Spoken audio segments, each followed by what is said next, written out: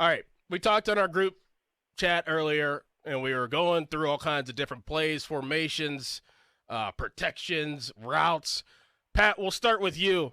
What's your? He said, "Oh." Why you start with me? Because you're the guru here. Guru. You're the guru. You're Like the color analyst. Yeah. Okay. You're the big color analyst. I'm ready. All right. Your number one play. You got $1 million on the line, and this play has to score a touchdown.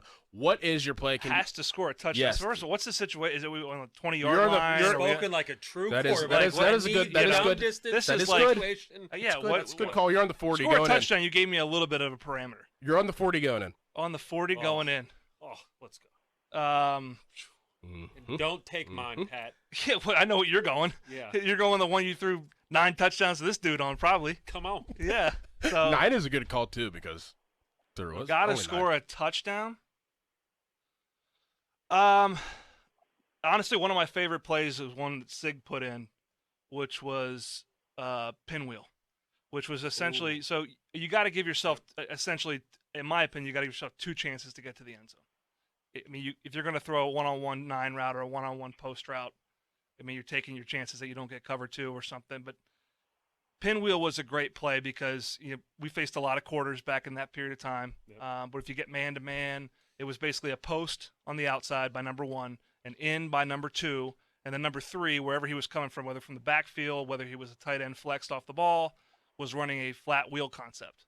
So if you got man-to-man, you get a tight end against a linebacker. And if that was you, Dorin, we were feeling really good about it. Strike up the band. If you're playing a 3-deep team, you got a chance the corner sticks on the post. He's going to run deep. You got to hit the flat wheel quicker because he might peel. He might peel late.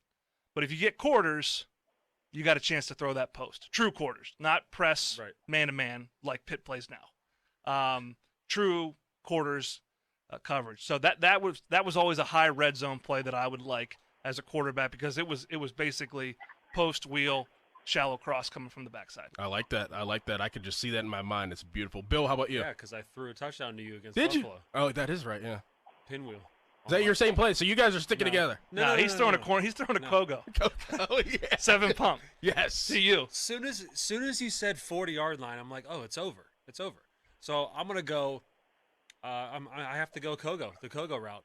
Dorin, you pretty much played, every position in every single personnel grouping. So, I'll have you at the X, and we'll go snug right. He's going formation. Yeah. Snug right. Oh, no, we'll go snug right. Double smash X Kogo. Make it super simple. Snug right is what? What does snug look like? So we're gonna have it's a 2x2 formation, but it's gonna be condensed.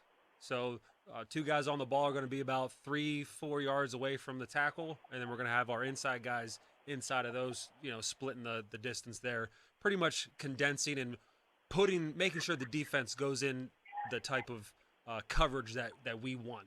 And typically it's going to be some type of cloud, 2-cloud type of coverage, and that was a way for us that we know exactly what type of coverage, aka cover 2, they were going to be in, and we knew we're going to have a one-on-one type of matchup in that zone.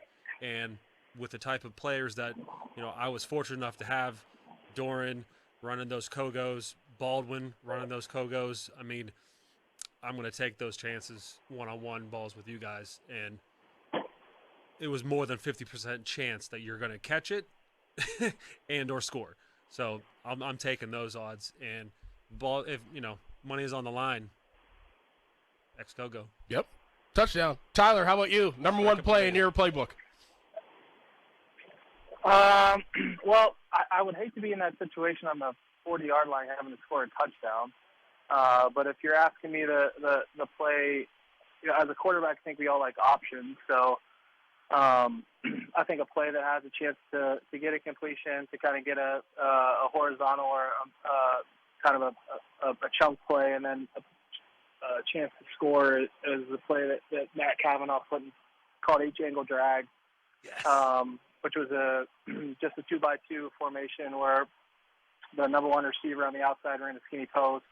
Then you had both number 2 receivers running a 10-yard in route horizontal concept, and then the number 2 on the other side ran a shallow cross, and then you could tag the receiver on the outside. So, I mean, I think that gave you the most options. It was my favorite pass play because it gave you a chance to get down the field,